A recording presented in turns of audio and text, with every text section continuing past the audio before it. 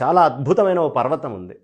ఏం పర్వతం? శివగంగా పర్వతము అంటారు దాన్ని. ఇది ఎక్కడ ఉందయ్యా అంటే బెంగళూరు నుంచి పూణే వెళ్ళే రైల్వే లైన్కి 3 కిలోమీటర్ల దూరంలో ఉంటుంది. ఆ కొండ చాలా విశేషమైనటువంటి కొండ.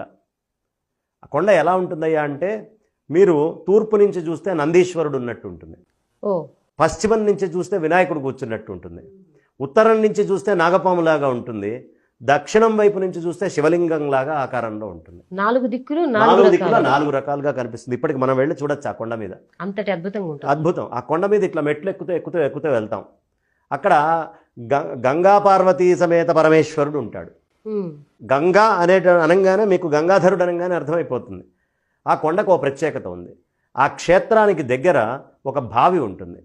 ఆ బావి ప్రత్యేకత ఏమిటయ్యా అంటే ఎంత వానలు పడితే అంత లోపలికి వెళ్ళిపోతాయి నీళ్లు.